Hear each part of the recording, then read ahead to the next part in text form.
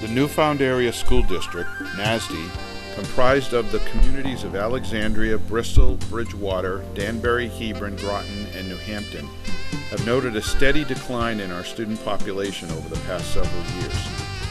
This has failed to abate and is in fact continuing at a rate of 30 to 50 students per year. The official 2013 enrollment number reported to the New Hampshire Department of Education shows a total of 1,207 students, down significantly from last year's number, which was reported as 1,268. This has implications for us all. There are many possible reasons for this decline. At the October 15, 2013 school board meeting, the board requested that a recent documentary film be posted to our website for the community's residents to review. This 4-time Telly Award-winning local documentary, Communities and Consequences, deals with a few of the implications of what the topic means in general to our local economy and specifically to our residential environment. The board encourages all to review the 55-minute video, which provides you with some background and further understanding of the issues and concerns surrounding student population decline throughout the state of New Hampshire. Please take the time to view this at your convenience by clicking on the URL link www.sau4.org/community, or by viewing via the Town of Bristol's internet media site at www.townofbristolnh.org. Cable Channel 24 will also be airing the documentary on a scheduled basis as well. Declining student enrollment is a statewide issue. We hope this stimulates conversations and an understanding of the impacts forecasted by the presenter. Your school board voted to present its constituency with data to ensure you are able to come to your own conclusion. We ask that you take the time to view it. Some of the theories as to why there is a decline in student population in today's schools involve such things as the lack of affordable workforce housing, an increase in homeschool enrollment, increase in charter school interest and enrollment, parents waiting longer to have children, having fewer children or having no children at all, and young adults simply moving out of state. In summary, numerous factors contribute to the net result, an adverse impact on the funding available to meet requirements associated with offering a free and appropriate public education. The point of providing you with the option of viewing this production is to allow you to decide what you believe might be contributing to this continuing statewide trend. The Newfound Area School Board does not advocate any specific position or stance on this topic. We suggest no solutions on the subject, as we don't know what those may be. Our intent is simply to inform our constituency and to do so on a strictly voluntary basis via a documentary that seems to address major reasons and which articulates its overall impact on our entire community, not just our schools. We believe a better informed public will make better decisions on topics brought before them.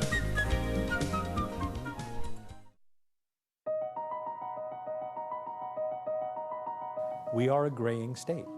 But losing your young people to other states is not the right answer. This isn't Florida, this is New Hampshire.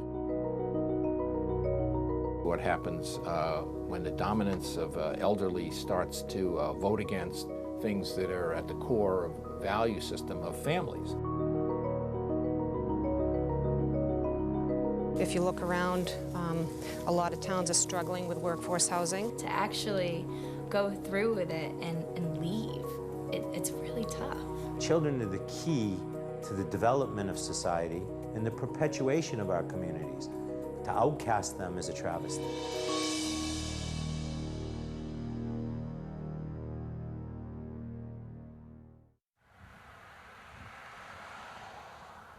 It is town meeting day here in Hart's location, New Hampshire. Population as of today, 45.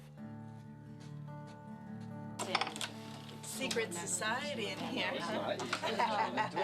The meeting is in the basement of the town's longtime clerk, Marion Varney. 15 of the townspeople have come together to vote on the community's officers for the next year, debate the school and town budgets, and resolve any other pressing business. Close the polls. 15 out of 45 is a far better turnout than in most communities in the state. Hart's location is the pure distilling of New Hampshire's practice of local democracy right down to its essence. Report on page 11. People here, as in communities all over New Hampshire, take their responsibility to governing their own affairs seriously, including deciding on a new sign for New Hampshire's smallest town. Vertical as opposed to horizontal. Well, we voted to do it a few times, and we've never done it. I would love the designation of the smallest town in New Hampshire. Motion to adjourn. So moved. So moved. Second.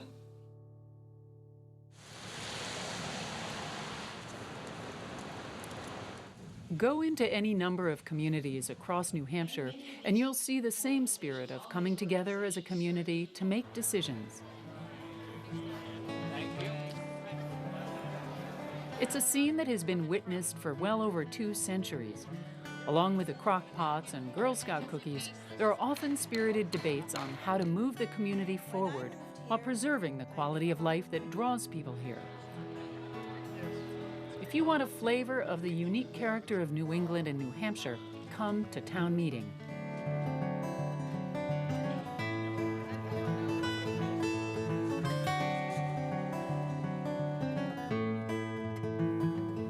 Guiding us through this program is Peter Francis, a demographics expert living in Exeter, New Hampshire. Francis is Director of Demographic Forecasts for the New England Economic Partnership. He has spent much of the last 5 to 10 years analyzing data of the changing demography of New England. He shares his insights at every opportunity, speaking to groups large and small. We're coming to you today from the historic town hall of Exeter, New Hampshire, where town meetings have been taking place for over 150 years. We're concerned that what happens at hundreds and hundreds of meetings that take place across our state in town halls like this are contributing to the unbalancing of our human ecology. Studies, reports are good, but they don't tell the full story. So come with us as we travel across the state to listen to people tell their stories about how these changes are impacting their lives. And perhaps we will come to understand how to sustain our economic growth and balance that with preserving our quality of life here in New Hampshire. Here are the facts. Migration of people from other states is a principal source of growth for our state, and yet that number, people moving from other states, has been declining pretty steadily for the last 7 years. Now, more people leave New Hampshire than move here. One of the key aspects of our slowing growth is the decline in the 25 to 44 age group, the heart of our workforce. And with that, the decline in children, their children. But at the same time, we have way above average growth in the population 55 and older, due in part to the construction of thousands of units of age-restricted housing. This unprecedented change in our human ecology is having an impact on the decisions that are being made in our communities all across our state.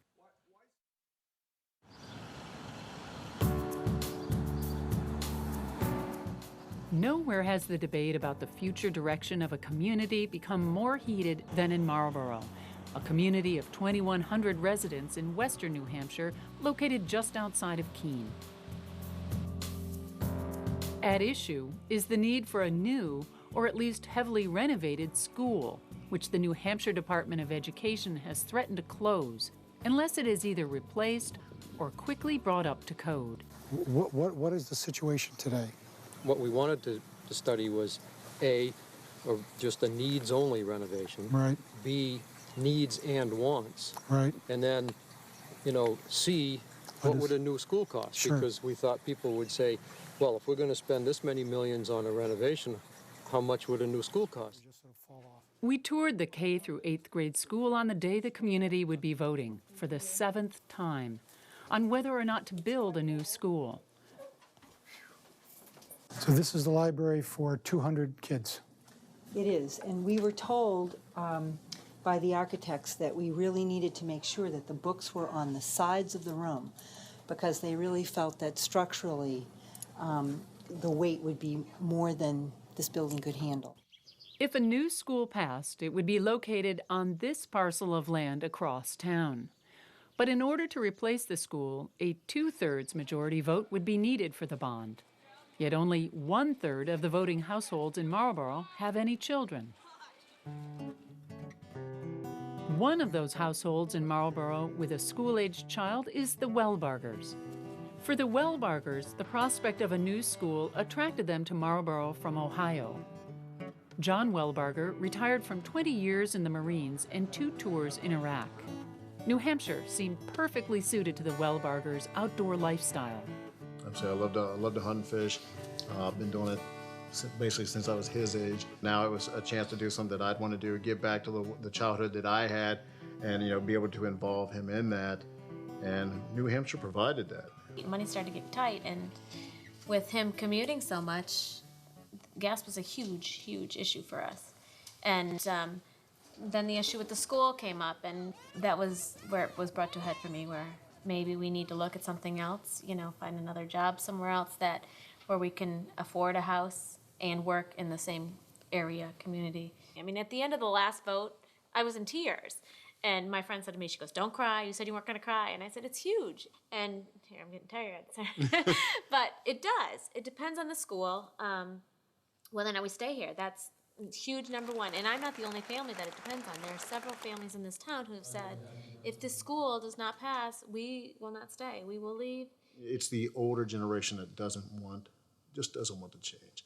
Now, if that's because of the taxes, whether that's because they think it'll bring new people into the town, or the fact that it'll bring more children into the town, and maybe they don't want to hear that, and they don't want the noise, they don't want the bicycles, they don't want the skateboards.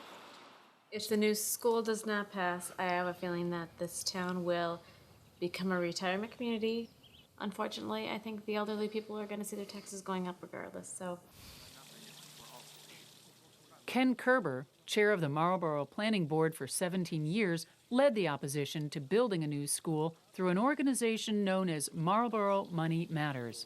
He sees the changes occurring in Marlborough to be consistent with the rest of New Hampshire and the nation. In general, this area is aging. The number of households with children is declining. That's not just because people are moving, but it's because the younger, normal childbearing generation is getting married less often, getting married later. If they are married, getting married, they're having children later, or in some cases choosing not to have children at all. And would I be fair in saying that you feel that the town of Marlborough, given its size and present tax burden, just simply can't afford it? I'm afraid a lot of the people who want a new school are kind of reacting emotionally to it. They want it just because they want it, and they aren't really thinking of the genuine consequences of what happens when you are in a high-tax town that goes even higher than high. Kerber has a clear vision for Marlborough, one that may involve fewer families like the Wellbargers. In Marlborough, we have beautiful land here. We have the potential to attract high-end properties, which pay a lot of taxes, and if they're a retired couple, don't contribute a great demand to services. The evening of the vote, the community turned out and filled the gymnasium. What the citizens group is proposing is Plans were presented, charts and dollar figures were crunched and crunched again. Debate was passionate and at times contentious. That after the fire code fixes, we have 2 years to bring this entire school up to code, or it closes. It will not be brought up to code for $3 million. Growth is not growth. There are donor households and receiver households. A receiver household is one that has more services than it pays for in its taxes. A donor household is one that pays more taxes than it receives in services. For education, because it's so expensive, and what I'm about to say is not anti-child or anti-education by any means, it's realistic. If we attract households with children, that will require heavy subsidy. There it is, you've all just heard it. He doesn't want children in this town because they're too expensive. I don't want any personal attacks. I'm just reiterating, moderator. I don't want it. But everybody has needs, and I would hope that a community would come together and meet the needs of any family. I think we should attract people to this town who want to be here, who want to live here for a long time, who want to raise their children here and invest in a community. It is okay to vote the new school down. Vote no. It is a very difficult decision when you're faced with a tight budget, and I understand that. If you think the renovation is going to save you money, or if closing this school and shipping the kids out for tuition to Keene is going to save you money in the long run, you're honestly just kidding yourself. 15 people spoke in favor of the school, 2 against it. But in the end, as before, a significant portion of the residents attending the town meeting listened, sat silently, and then cast their ballot no. The results of your vote, there was 451 votes cast, yes 280, no 171, needed to pass was 301. The Article 2 was defeated. Emotions ran high at the vote.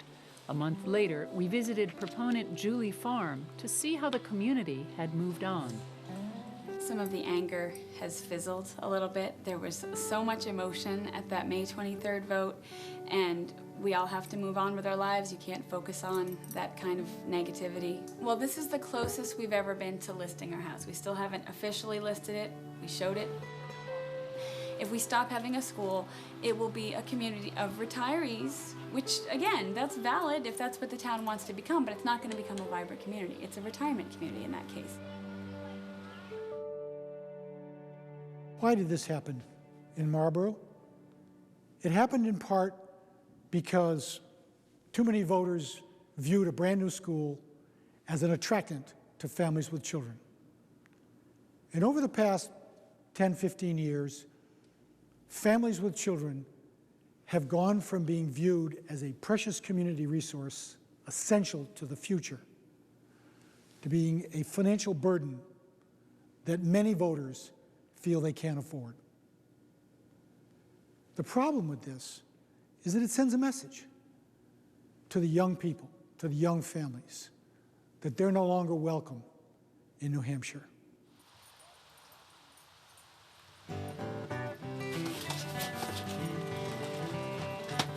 I mean, I've been around here for 25 years, like I said. My family has always lived in this area. And I was like, you know, I can't picture myself moving between holidays and seeing my family, my brothers. We're moving tonight to Indiana.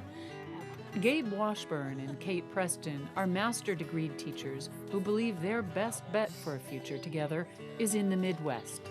You're the trooper. He's going to drive. Then I can sleep. Before we moved in here, for a few months, we lived in downtown Keene. We could barely afford it, and it just wasn't the right location for us. The bottom line is economics, and what it is her and I can go out there, make more money as teachers. We will receive a better salary. The cost of living is cheaper. At the end of the year, we will have more money saved, and economically, it makes complete sense. We talk about buying a fixer-upper house and turning around and selling it and laddering up, and here buying a fixer-upper house is more expensive than a nice one out in Indiana.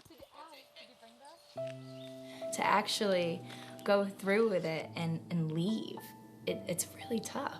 I mean, if I could have my family and a great job and a great community to live in with my future family, then I would stay here in a second. But I don't feel like I can have that combination of things.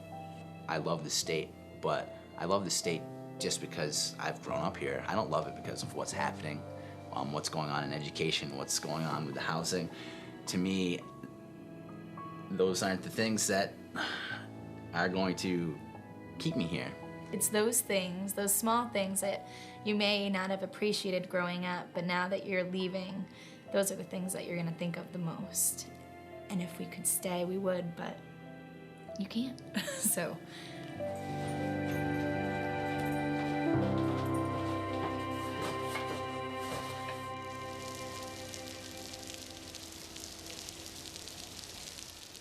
Gabe and Kate's story is quietly being repeated throughout the state. Though we can clearly see and hear all the signs of growth and development, we don't hear or see when young people such as Gabe or Kate leave the state.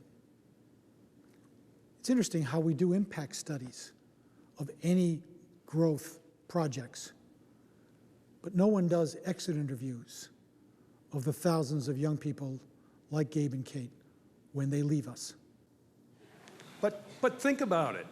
If you don't have a school and you start discouraging people with children, think a few years ahead as the town becomes more and more gray hair or no hair. How many of us do you see on that fire truck at 3 o'clock in the morning? There's a lot of intangible benefits from people who are receiver households. How many of us old gray hairs do you see at that ambulance at 4 o'clock in the morning when we gray hairs are having heart attacks? You really don't see very many. You don't want a town like that. You want a healthy town with children, a good school, and a broad-based population. It was on a Saturday morning. You know, I was going to Florida. My daughter's in college, and, you know, the tone went off. I had a half hour. The call was difficulty breathing. It's like, if I go now, I can do the call, I can get, you know, mutual aid ambulance, I can get back, make my flight. If I hadn't done the call, you know, the subject would not have made it till the medics got there. You know, you can't, it's hard to explain to the taxpayers. They don't want the taxes to go up, but, you know, we're a volunteer department. Andy Lucier is a full-time facilities director for the Somersworth School District. He is also the fire chief and director of the ambulance service for the town of Milton, New Hampshire. Milton is a bedroom community to the seacoast. You know, we're kind of next in line as they migrate away from the seacoast to get the lower price housing. They've ended up in Milton. While some younger adults are finding housing more affordable in Milton, they commute far away to their jobs. The faster increase in residents is in a different demographic. The increase that we're seeing, you know, a lot of it is the older people. These people are retiring, coming up and turning their three-season cottages into year-round cottages. In the year 2000, I think we did 200 medical calls only. To date, we're going to be pushing probably close to a total of 900 calls between fire and ambulance for the year. In the old days, it was the mills, you know, it was a mill town. I guess that's how they came up with the word Milton. The fire alarm went off, or there was an ambulance call, they left the mills, came to the fire station, went on the ambulance calls. Well, those days are gone. Have a good day. Lucier is dependent on volunteers to meet this increasing demand for EMT service. But in Milton and statewide, where full-time departments are few, the new generation of volunteers are harder to find. There are no more young EMTs. It's not just Milton, it's statewide where it's a crisis. It's a major crisis where there are no EMTs. For those in Milton or around the state who are not concerned about balancing their community's human ecology and supporting a robust EMT service, Chief Lucier has some advice. Well, you should care because, you know, speaking for the Milton ambulance, I can't guarantee you that if you have a medical emergency that somebody's going to be there within a timely fashion. The situation we've seen in Milton and Marlborough are examples of the consequences of either controlling or trying to reduce the population of young people, as they're trying to do in Marlborough, or the case of Milton, where they simply aren't noticing the shift to an older and older population. We now travel to Deerfield, New Hampshire, a perfect example of a small rural community that 20 years ago attracted many young families, such as Selectman Andy Robertson and his family. My wife and I looked around and didn't really want to be in a municipal area, so we settled on Deerfield, which was a rural, small town similar to what I had grown up in. And my wife's from Manchester, but she was attracted to the rural quality and the community, sense of community that was here. Deerfield is the home of the Deerfield Fair, welcoming thousands of families and children each fall. However, there is another side of Deerfield all too common to many communities in New Hampshire. I think you also have there's a fair amount of NIMBYism, not in my backyard sort of folks who jump on the conservation bandwagon as soon as a housing development or a developer shows up in their neighborhoods. Jeff and Gina White moved to Deerfield 15 years ago. Jeff is a builder and Gina is a writer. Along with a house, the Whites purchased 2 parcels of land. Well, I think we always looked at the land as our investment, an investment in our future and in our children's future.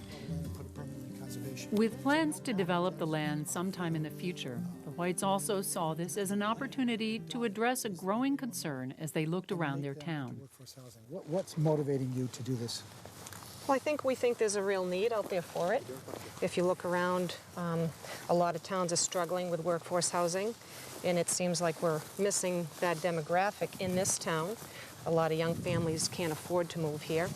The Whites development will eventually consist of 49 homes built over 5 phases with 10 to 15 submarket starter homes targeting first-time homebuyers. In addition, 100 acres will go into conservation, including trails and a ballpark.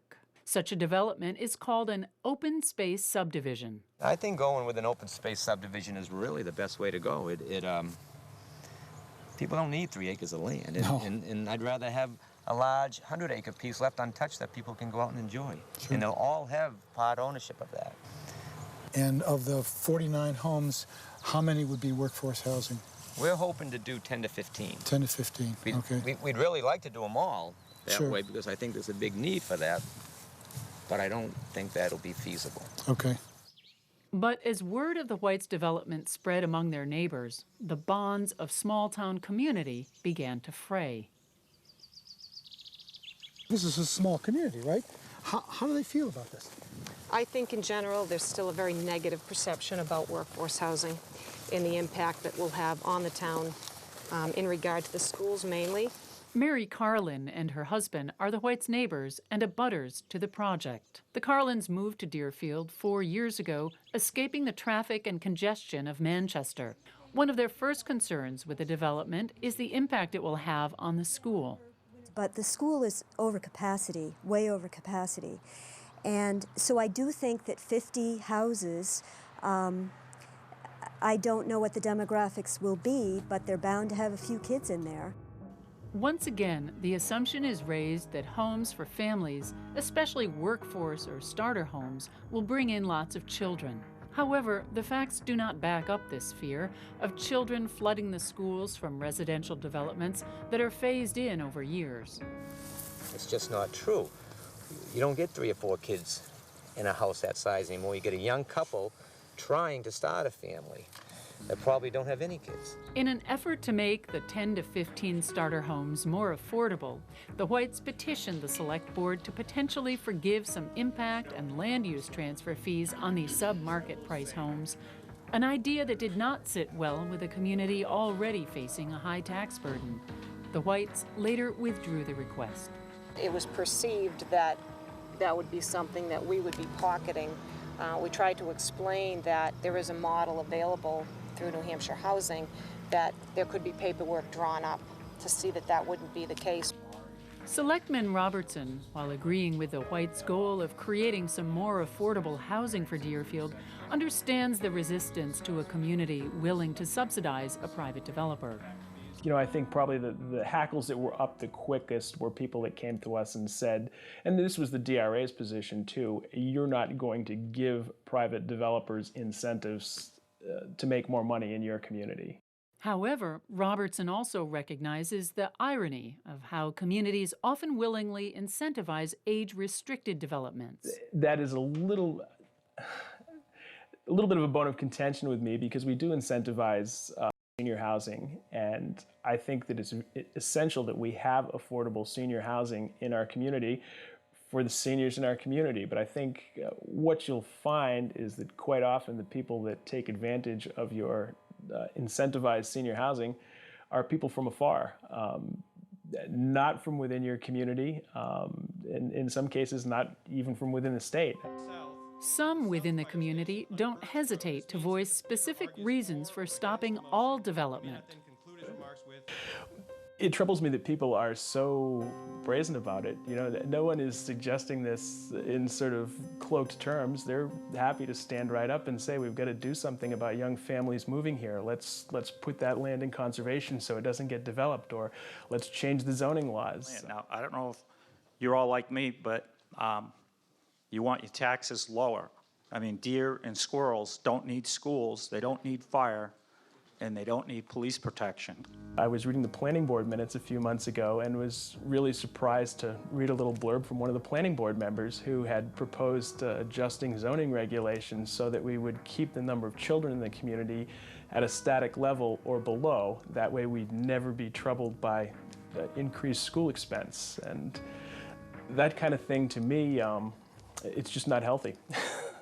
We were buying with peace and tranquility. We live in Manchester, we had noise, we had traffic, we had convenience.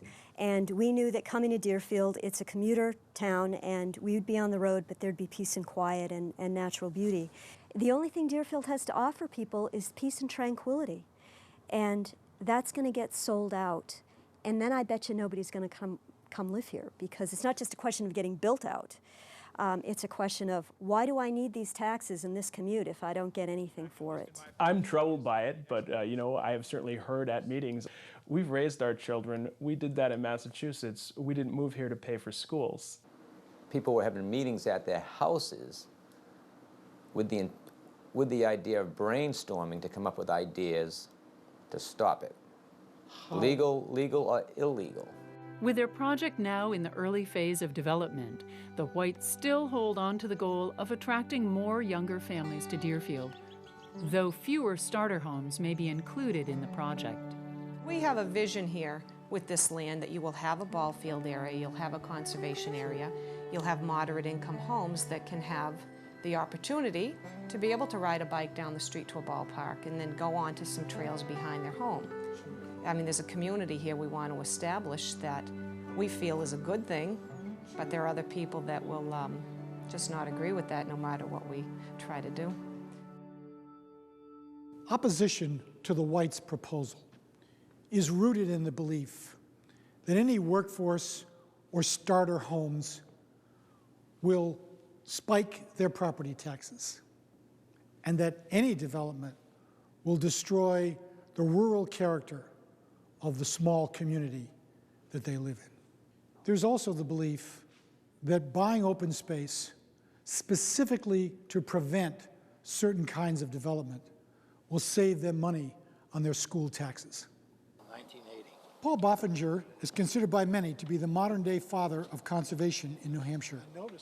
To Mr. Boffinger, this attitude runs contrary to traditional New Hampshire values. New Hampshire has always been a variety of lifestyles, if you will, a variety of socio and economic styles and living. It's what brought so many people to New Hampshire in the first place, not to create their own little private nest and to make the hope that the rest of the world would go away, but to be an active part of a community. Using land conservation as a tool to keep your school population down, or to prevent or diminish the opportunities for workforce housing is a perversion of the goals of conservation. The best way to save on our future taxes is to limit the growth and buy conservation. One of the groups that helps towns preserve conservation then gave us a spreadsheet they'd calculated for Milford that showed basically the break-even point for how many years of spending money on conservation land in that particular scenario would it take to reap the benefits of no kids in the schools and that sort of thing. Personally, it's abhorrent to me to see what I've been working on for 50 or 60 years to be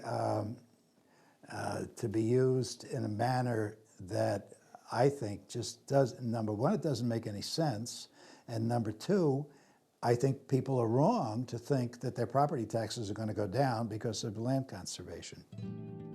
So, is anyone in New Hampshire having any success building workforce or family-friendly housing? This is workforce housing. This unit was built approximately 3 years ago. It's a little over 1,000 square feet. We have waiting lists for the 3 bedrooms that come in because naturally 3 bedrooms with a family is more attractive than a 2-bedroom. Despite some success, Dick Anagnost sees a similar attitude about nearly all residential development throughout the region. I had a situation in a seacoast town where I went to see the town planner about a prospective development I was interested in. It was a couple hundred acres of land, and he told me that he had understood that I had a very good reputation as a developer, but that I needed to understand that within the town they weren't interested in high-density workforce housing, and that it would be much more easy for me to get my approvals if I had age-restricted 55 and older housing, or if I had low-density McMansion-type proposals coming through the door. And he just about came out and told me that that was the sentiment of the town fathers, and therefore, should I pursue anything but what he had just recommended, he could pretty well guarantee it would be a long time before I got approvals. But one might get the impression that that's the intention. And I still believe to date that, exclusive of the large cities, you know, Manchester, Portsmouth, Nashua, that still is the intention. Keep out housing. Keep out housing. Housing brings additional taxes. We had just built a workforce housing project, and we were looking to do another one immediately. So we went out into the local marketplace and attempted to find a family workforce housing project, and within a 15-mile radius of our center here in Manchester, we were able to find 1,015 55 and older units available for sale, and not one family unit that was available for sale that had been approved by a planning board. Southern Regional Planning Commission Executive Director David Preece, a proponent of smart growth, sees a misperception of how workforce housing is often viewed. You know, when you talk about affordable housing or workforce housing, all they see are the Section 8 housing in Manchester, you know, these high-rise apartments, you know, with lots of urban problems. Paul Morin is both a developer based in Ware and the chair of the Ware Planning Board. He has also experienced communities' strong preference for age-restricted and 5-acre lot housing over moderate-income housing for families. Age-restricted housing is popular as far as what towns are looking for because it's thought of as introducing housing stock that does not impact the schools. I don't think they understand some of the stresses it may put on some of the services that are offered, emergency services and whatnot. The only thing is they're shooting themselves in the foot because with no children, we have no emerging or developing workforce to fill the jobs. We're already seeing it. Ware has had several industrial businesses leave. They had to go because they did not have enough local available workers. People within the towns that work in government itself can't afford to live within their own towns. Some of them have 1 and 2 hour commutes from far-reaching towns in the north to come to southern New Hampshire to come to work because even government can't afford to pay their employees enough money to live within their own municipality. Brian Schwarzkopf and his fiancée Amy Howard are an example of a couple that came to New Hampshire 6 months ago, buying their first home in Gonick. with 2 master's degrees and $92,000 in household income. Yet they have found the balancing act of housing, commuting, employment opportunities, and family life to be harder than they expected in New Hampshire. Brian, tell me about how you met Amy and how you came to come to New Hampshire. Well, I came to New Hampshire in 2002, kind of on a whim. I've loved it. Close to the water, close to the mountains. On a whim, I put an ad on Yahoo Personals. I think she contacted me first, actually. You know, she knew what she wanted, and apparently that was me. Here we are today. It's been magic ever since. I see. Do you feel welcome here in New Hampshire? Have people made you feel welcome? I don't feel welcome in New Hampshire, no. I mean, I don't mean that people aren't nice to me, but I don't feel like, you know... Like it's home? Yeah, like even when we lived in the apartments back in Massachusetts, we met our neighbors. Yeah. We don't know any of our neighbors. Brian, in addition to working full-time, is in school again, working on his second master's degree. He's beginning to look for his next job opportunity and has doubts whether his future can be realized in New Hampshire. I've been looking places, and, you know, it's going to come down to us moving. If I want to move up the pay scale, we're going to have to move. I think I've maxed that out here. Tell us about what you think New Hampshire communities could do to attract more young professionals like yourself. You know, I think young people across the board really want a good school system for their kids, for their family, affordable housing, and employment opportunities. It can be difficult to see an economic problem on the horizon, particularly when it has yet to become a full-blown crisis. But one group is already feeling the effects of an unbalancing human ecology, and that's employers. Because they've found a tightening workforce and greater difficulty in hiring and retaining workers. They're the first people to feel the effects of this economic problem. They will not be the last. Year after year, Dartmouth-Hitchcock Medical Center in Lebanon is listed as one of the best places in New Hampshire to work. Bill Garrity is the Vice President of Human Resources, yet Garrity faces the ironically daunting challenge every day of recruiting new employees for New Hampshire's largest and one of its fastest-growing private employers. We have over 7,500 people who work for Dartmouth-Hitchcock. And just to give you a sense of numbers, we had over 1.7 million outpatient visits this past year and 21,000 people as inpatients. In the last couple of years, we've been averaging about 1,500 new employees each year. And we obviously are growing. So obviously we're in a smaller populated area, and there's not enough people in the backyard to be hired. RKG Associates in Durham specializes in economic planning and real estate consulting for businesses and communities all over the country. President Dick Gottschneider is constantly on the lookout for a specific kind of employee. Yeah, our typical employee has a master's degree and 3 to 5 years experience. So they're somewhere in age between 28 and 32 or 34 years old.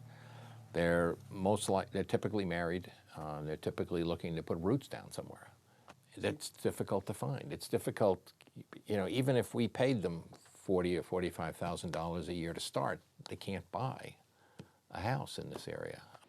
Hypertherm in Hanover receives national recognition as one of the best companies to work for in the country and continues to grow good, stable jobs for the Upper Valley. Even so, President Dick Couch still has a challenge filling them. We have approximately 68 job openings right now. We'd like to hire 68 additional associates at Hypertherm if we could find them today.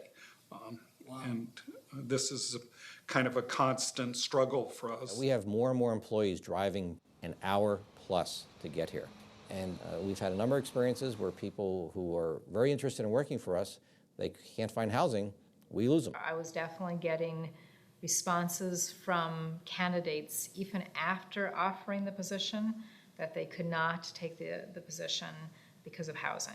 We're not producing the housing that we need to keep young people here. We seem to have policies at many of the community levels that favor the elderly over having a more broad-based population.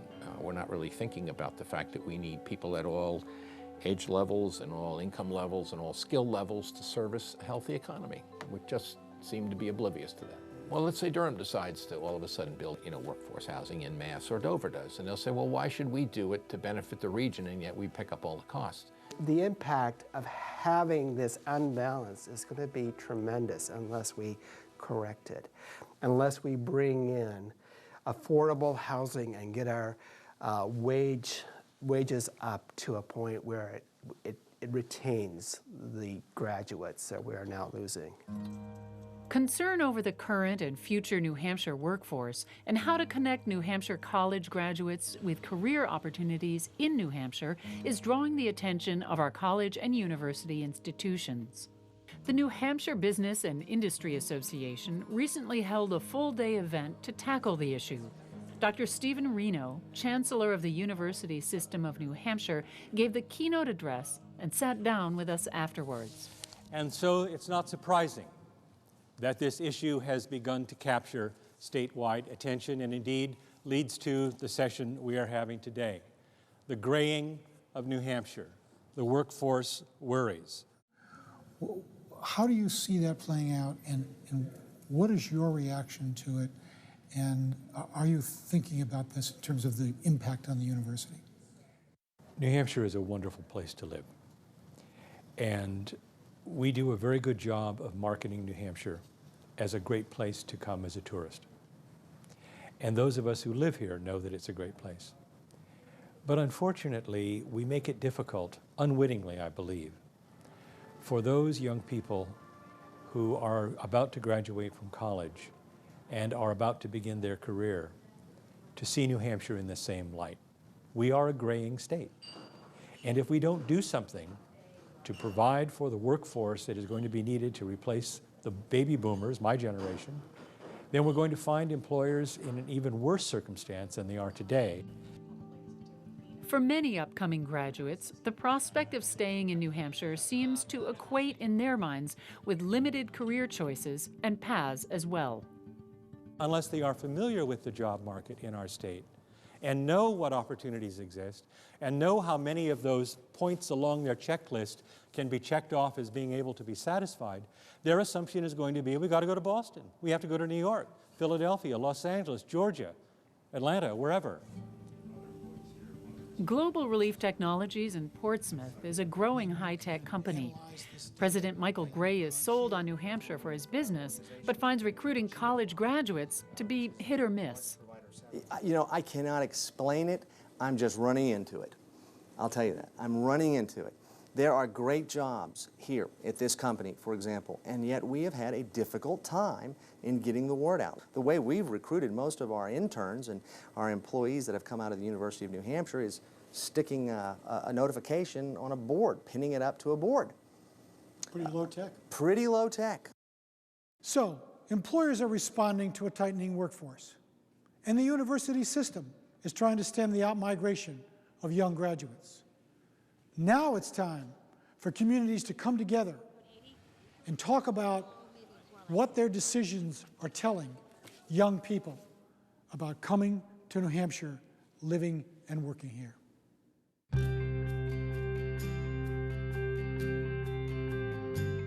We've talked enough about the problems and challenges of New Hampshire's human ecology.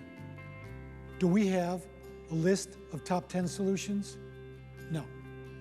The reason we don't is because we know that every community in New Hampshire is different.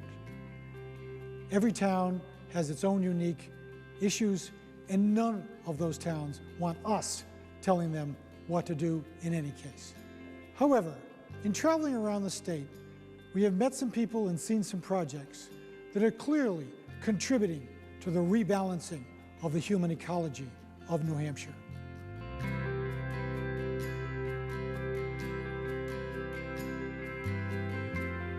Maybe the most important component to rebalancing the human ecology is so obvious we may miss it.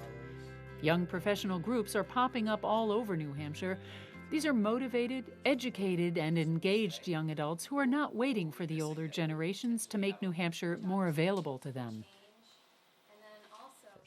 They certainly operate differently in many ways from the traditional boards and organizations. They include the Manchester, Concord, and Mount Washington Young Professionals Networks, the Peterborough XY Advisory Committee, Catapult Seacoast, and a growing list of others. My name is Helen Donington. I'm the chair of Catapult Seacoast. I'm Lexi Manis. I'm the vice chair of Catapult Seacoast. I'm Jared Lemus, and I'm in charge of online and member communications for Catapult Seacoast. My name is Buddy Webb. I'm the treasurer for Catapult Seacoast. When I was first asked to be part of this committee, I said no. You know, it just been started, and I was almost dragged kicking and screaming because my perception of what a town committee was stodgy, bureaucratic, ineffective, and I said, why would I want anything to do with that? There's a network of networks, a network of young professional groups that are literally trying to change the face of New Hampshire. We need to focus on this as an issue. It's not something that we can just say, you know what, it's fine if people leave the state and they'll come back later on.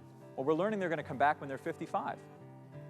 And that's not sustainable for our state. These young professionals come into an interview expecting big bucks, six-figure salaries, which are unrealistic. The reason why they feel that they're worth that because they carry so much debt from all these college loans. That's something that is difficult for a baby boomer to understand. These groups are choosing to become involved, network with other peers, and advocate for policies and initiatives to help expand opportunities for young adults. We're looking to provide a forum for young professionals through social networking events and business seminar events, luring other people from outside the state to come and reside in the Seacoast and build their roots here. We have to be really strong advocates for our own needs. And if we don't stand up for them, you know, who will?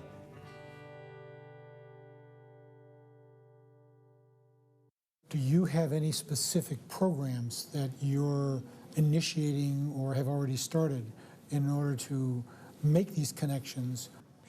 We have initiated what we are calling the 55% initiative.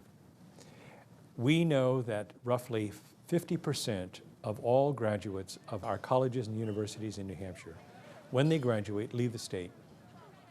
If we could retain just 10% of those who leave the state, roughly 630 students, and add them to those who already stay, we would end up retaining 55% of our graduates. Now that's a very modest goal. It is, very small number. But if we were to do that, we would add to the gross product of our state annually somewhere in the order of $42 million.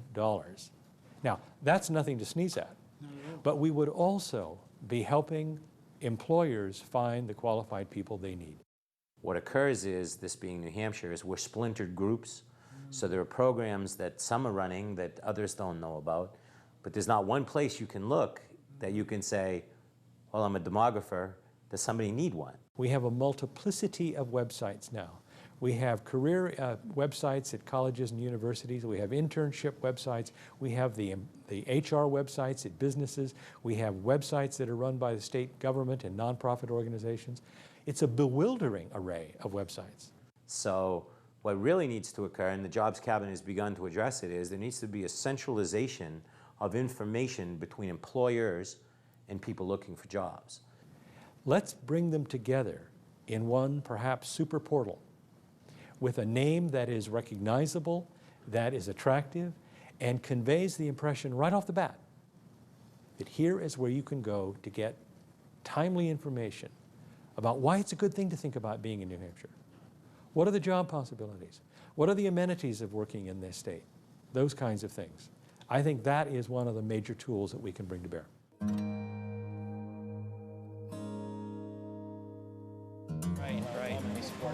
On a cool November day, state and local officials, local employers, and ordinary citizen activists have gathered amongst the din of heavy equipment and boulder cutters to celebrate, finally, the state's most ambitious workforce housing project to date, the Guile community in Hanover, Lebanon. Guile Hill is a 21-acre project in Hanover, Lebanon, 2/3 of which will remain permanent recreation open space. 12 buildings will include 120 units of market and sub-market rate rentals and for-sale 2- and 3-bedroom condominiums. It is the result of many parties, including the persistent voices of employer stakeholders, including Dartmouth Hitchcock and Hypertherm, civic leaders, conservationists, housing coalitions, and developers, pushing workforce housing from conversation and debate to actual shovels in the ground. We spoke with Bruce Pacht, Executive Director of the Twin Pines Housing Trust, which oversees the project. The Upper Valley Housing Coalition brought together many of the large employers in the area who were the first ones to feel the pinch. I mean, they're the ones whose employees call in and say, you know, we have one car in the family, my wife is sick, I can't get to work today. And even on a higher level, engineering personnel at one of the local engineering firms wouldn't move here because they couldn't find a house they could afford, even earning $70,000 or $75,000. So everybody began to realize that this was not just a crisis in affordable, low-income housing. This is moderate-income housing. What do you see as the real benefit to New Hampshire from keeping more young people here in a more balanced demography? Well, I'm going to speak to that issue of balance, if I can, because for 31 years I worked with people with mental retardation and their families, trying to get people to be part of the community. We talk a lot in New England about preserving the old values of our New England towns. And unfortunately, the rules that we've created to try and keep our towns as those old New England towns are having exactly the opposite effect. You have to buy 5 or 10 acres to get into the town. And that means that you can't do it unless you have lots of money, and then you build one big single-family home. But what we need is the willingness of landowners, whether they're municipal landowners or private landowners, to not just conserve 150 acres the way it used to be, but perhaps take 20 of those acres, figure out exactly where the houses need to be put nice trees around them, minimize how the cars can interfere with things, and build a little village center there. Not the village, but another little village center, and have people living together in a little greater density that mirrors what those village centers used to be in New England. Rebalancing New Hampshire's human ecology is the single most important step we can take to sustaining our economic growth and preserving our state's natural beauty. We can have both. It starts with becoming informed as to the real facts and not relying on old assumptions and myths.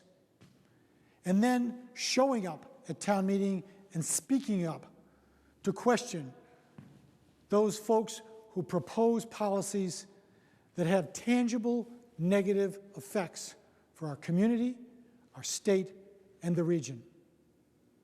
Young families with children will not raise anyone's property taxes, but they will provide workers, shoppers, and volunteers that we need to keep our communities and our towns vibrant and interesting places to live.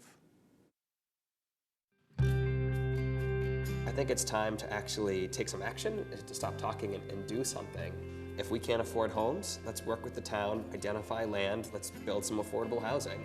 Let's work with the different economic development groups, with the town administration and the business leaders to create more business opportunities. Children are the key to the development of society and the perpetuation of our communities. To outcast them is a travesty. We are raised by you know what I mean? So we have similar ideals. We were brought up on those ideals. When you start talking about conservation to young people today, they get it. All the more reason why we don't want to lose those young people in our communities. We chose to live here, presumably for some reasons, right? We like certain things about the communities. So there's obviously certain things that we have absolutely no interest in changing, and in fact, there are certain things that we want to see preserved. The quality of life that I may enjoy. And by quality of life, I don't just mean the services that will be provided. I mean the kind of people that I will grow old around. I don't want them just to be other old people. I want young people, I want to be around their ideas, their energy, their enthusiasm, their experiences, and yes, some of the challenging aspects of it too.